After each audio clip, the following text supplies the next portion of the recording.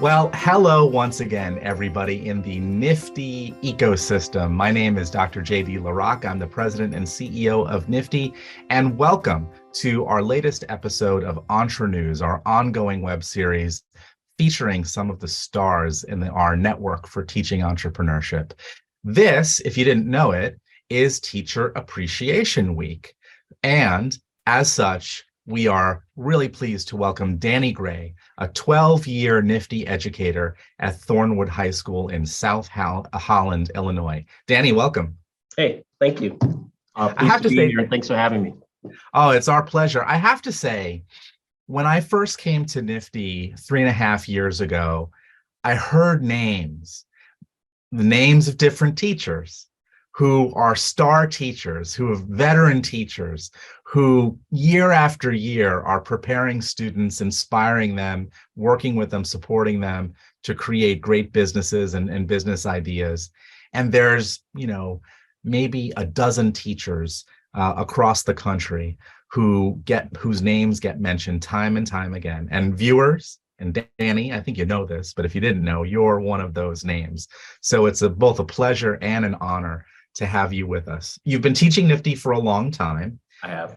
Why do you think that teaching Nifty's curriculum or project-based experiential learning model and the entrepreneurial mindset are so important?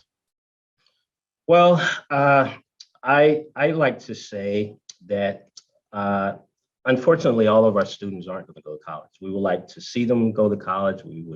We always encourage them to go to college, but college isn't for each and every student.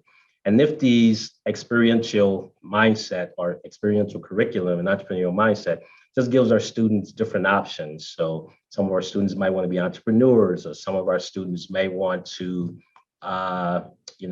work in business, or maybe drive trucks, or have computers, or work on computers. But Nifty's engaging curriculum and entrepreneurial mindset just gives students opportunities to do so many other things beyond college.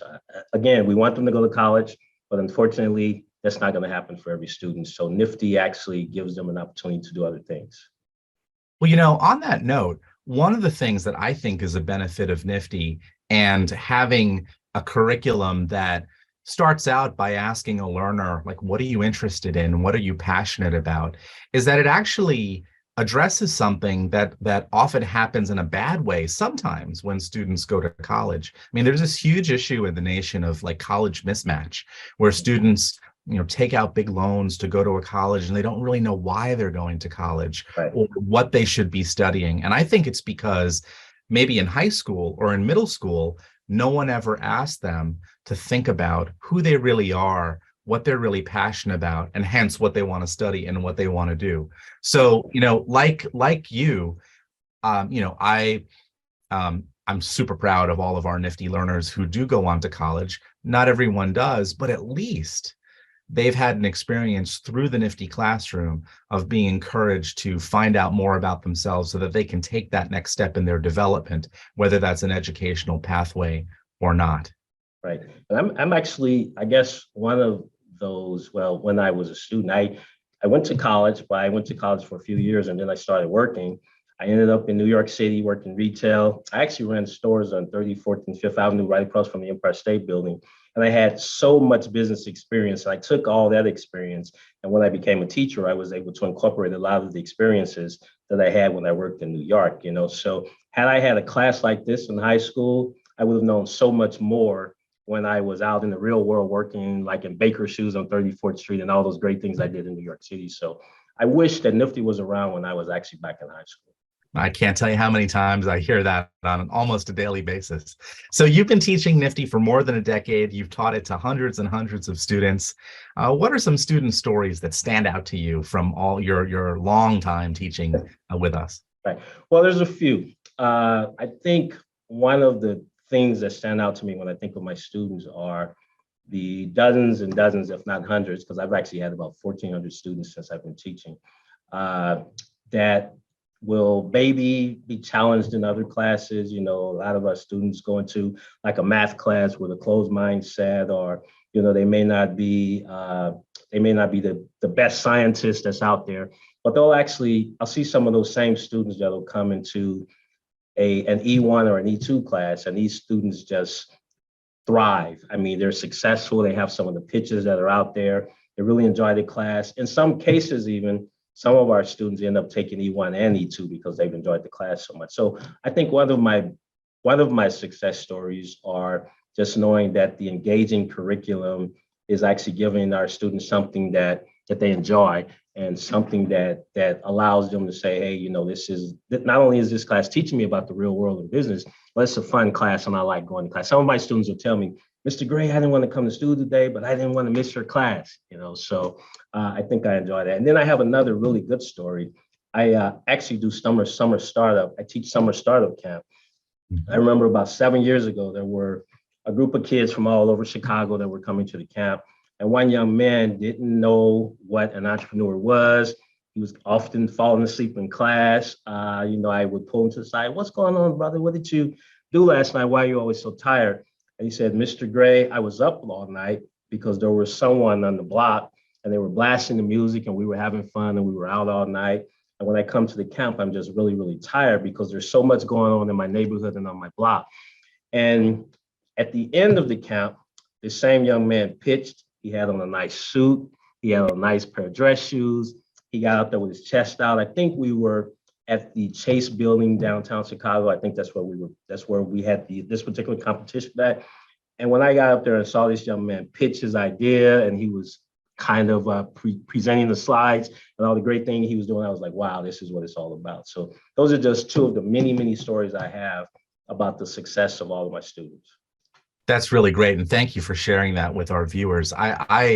I don't get to see the transformation of NFTE learners as close up as you do, but I'm quite sure that thinking about that young man or other of the students that you've worked with, thinking about what they are able to do at the end of a NFTE class and where they started must be incredibly gratifying to watch. It is. And you'll be surprised sometimes. I mean, you'll get some of those students that didn't say a lot in class, even though our curriculum is very engaging and we do a lot of presentations, but sometimes they'll surprise you and you'll see that student at the end and you'll be like, wow, where did all that come from? Yeah, so it's really cool to be a teacher and see what comes out on the end after you've taught a student for an entire year.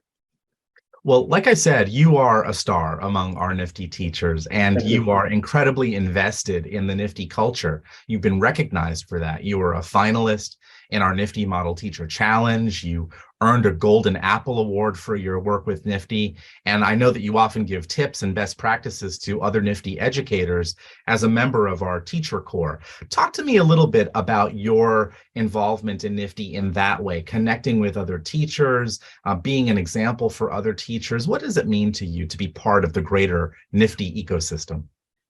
Well, what it means to me to be a part of the many volunteers, the many businesses that we work with when we're working with NFTE and our student and that are working with our students, just the great teachers that are out there all over the country that are teaching this great curriculum, and then of course the students and the community.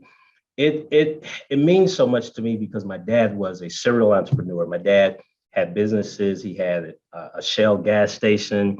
He had a couple of auto repair shops. He had a couple of ice cream trucks. And my dad only earned his GED. He never went to college and didn't even get an opportunity to finish high school. And I do remember working at my dad's Shell gas stations when I was a really, really little kid. I mean, so young that I could I wasn't even almost able to reach the pumps.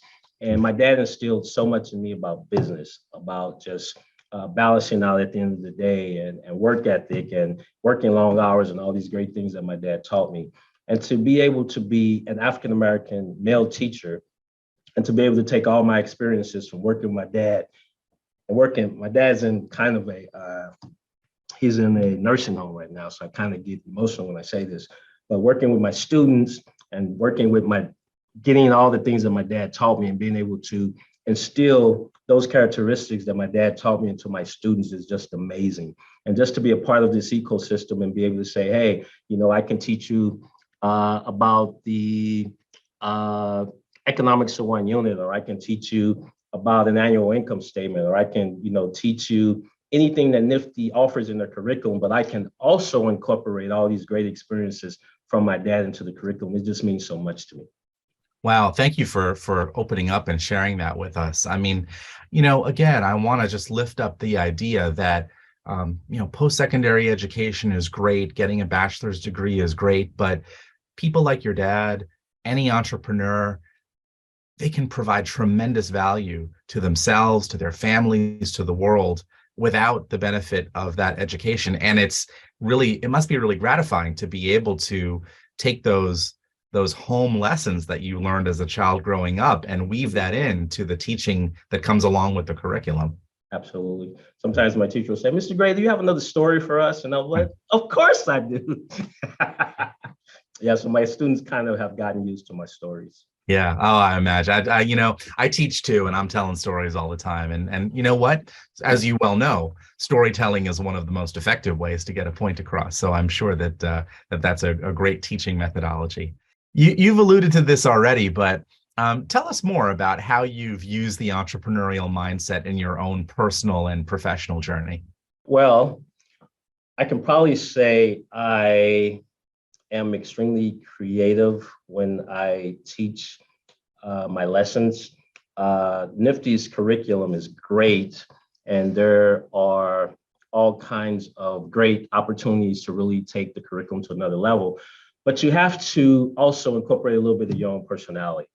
And I think I get creative and innovative when I teach my classes. I remember one time I put on a wig and I did a rap, and I'm not a rapper, so my kids were laughing at me, but they were beating and enjoyed it. Sometimes when I teach the competitive advantage, I may throw on a band uniform and we'll have a Soul Train line, and they have to do my old school dances to compare that to their new school dances. So these are just some of the things that I do to be creative and to take the entrepreneurial mindset and just kind of incorporate it into everything that I do when I'm teaching the class. Those are great examples. And I was once asked by a reporter, can creativity really be taught? Well, examples like the ones you just gave, where you're bringing that level of creativity in the implementation of our curriculum, shows that not only can it be taught, but that you're teaching it. And I'm sure what you're doing, at least in part, when you do things like that, is that you're giving your students permission to be creative and not to be in a box, to take a chance, to take a risk, to think about things in a different way than they maybe otherwise would have. Thank you. And then my students enjoy my class because not only is it engaging, it's great curriculum, but it's a safe space. I make sure that, when they come in here, I have some guys that may come in my class and, they're kind of intimidated by raising their hand or they don't want to answer questions, which all kids are. I mean, not, just the kids that are taking my classes, but in my class, all the guys know that if you're called on, I expect you to have the answer. And I'll use that wait time to wait until you come up with the answer. But to see a guy that's cool, that's walking down the hall, that has swag, and then he comes in my class and he's standing up straight and he presents because he knows that's my expectation for him as a student in my class is just unbelievable, So I think that NFTE actually does a lot to support just the confidence of our kids. Yeah, I agree. And again, I don't see it every step of the way.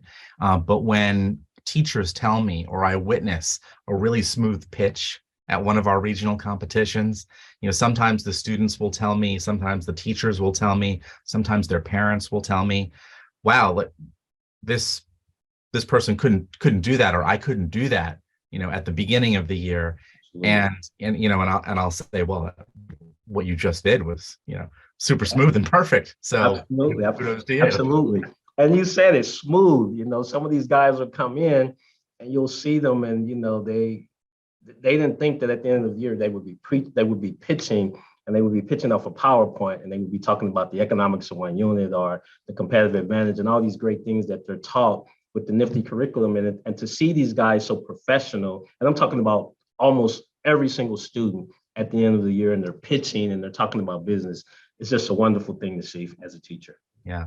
And empowered, right? And just having that sense that this is not for play. This is not a fake thing, that they've got a business plan. They may have even launched an active business, and they really have adopted the identity of a CEO or a potential CEO. That's great.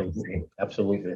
Well, you have many proud accomplishments, and you have talked about some of them already. Tell us, as a closing question, tell us a little bit more about something else you're proud of, or maybe, since it's competition season, as you've been working with your students this year, what are some of the standout points from working with your students this particular school year? Well, one of the things that I'm proud of when it comes to NFTE is that we were the first national champions from Chicago. T&J Soccer, way back when we had, my students were the first national champions from Chicago. I'm pretty proud of being a Golden Apple teacher, because before I became a teacher, I was a program manager working with at-risk kids. And I was a little bit concerned that I would be able to take my ability to build relationships with kids and manage kids into teaching kids and kind of teaching them business or accounting or technology.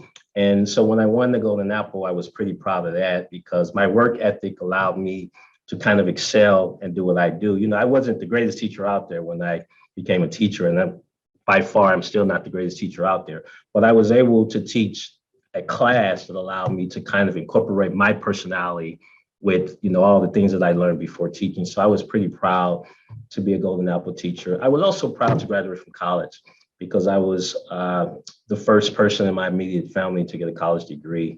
So that made me pretty proud also to be able to do that, and to be able to see my dad to see me walk across the stage. So those are some of my proudest moments.